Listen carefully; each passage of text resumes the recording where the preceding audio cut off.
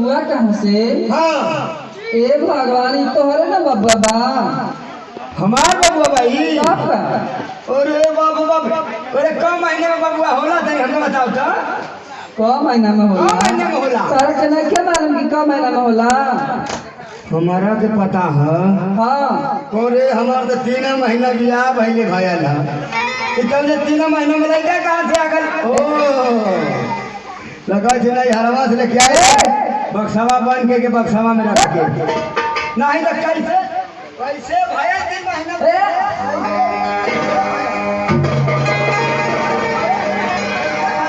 अरे बाप बाप। अरे जान ले बा क्या हो? जान ले बा तू हमार जान ले है कह ई तोहरे ना तोरा के ना पड़ल बा?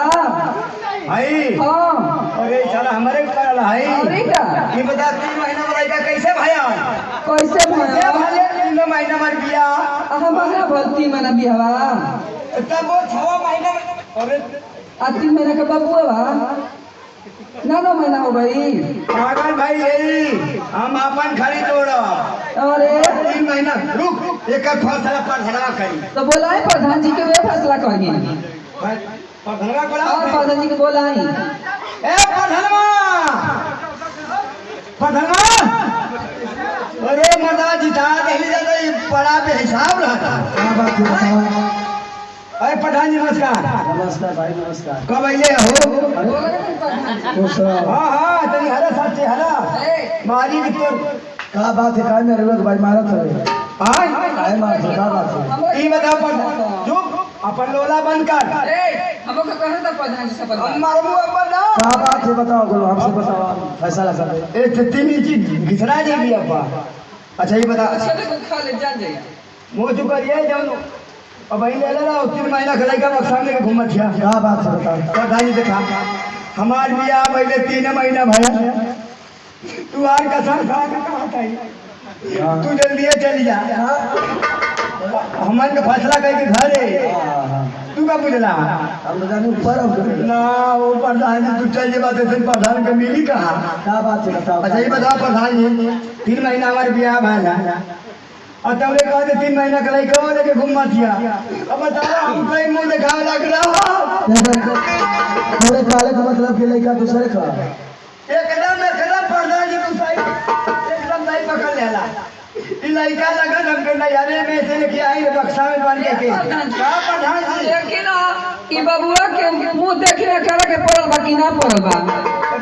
हां कहो प्रधान जी हमरा के जब से आइल खाली मारत बना दिया। भाई काय मारते हो? ये बताओ तू अरे 3 महीना में लड़का हो जाई? आपका हम फैसला कर देते काहे इतना घबरा रहे हो? तू अरे हो जाए बतावा नहीं 3 महीने में होई तो अरे नहीं ये करे कैसे मजे तू अरे ना होई कैसे भाई फैसला का दे नहीं बात तो है बहन की। ए प्रधान जी के गाड़ी दिहल जाला जी। नहीं पूछा भी प्रेम से प्रधान जी। अच्छा ये बता कि तोर बियाह होने कितना दिन होगा? 3 महीना 3 महीना। हाँ आ तोर बियाह रे 3 महीना हमरो भइल बा प्रधान जी। आ लड़का कितना दिन का? लड़का 3 महीना के बाद। तो 3 3 6 3 9 हाँ ठीक था 9 महीना का पूरा।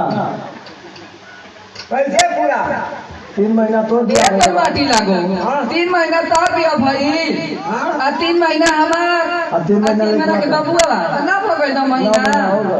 ओए प्रधान जी बताओ माऊ पकड़ला ना लेना गलत बात तो यार सही है। शाबाश बेटा के हमरा के मारत आई।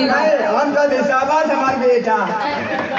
ए प्रधान बड़ा जल्दी फैसला कैला। हां मिठाई खा लिया के बस शादी किया कैला ना कि हम आन के 12-13 हजार रुपया दिया वादा दिवा दे भाई। माला हमारा लड़का कोने लेटरिन में जाए कुल्ला करे। सुन हाँ देख ए प्रधान सरकार ने हाँ ये समय बहुत तेजी से फार्म भरा था हाँ हाँ हाँ आवास खातिर। हाँ आ पक्का की आवास आ जाएगी तो गांव में मेरे जना दे सबके कि बलाके पर जाके आ सब फार्म भरवा लिया अपने कहाँ बलाके पर विकासे पर।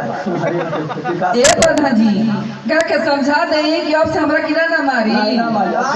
ठीक है तब हम ना हम ये रोना था।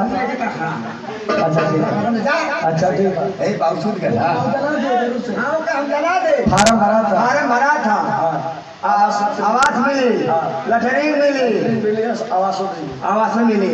अच्छा प्रधान जी, प्रधान जी। हाँ प्रधान जी जा का हो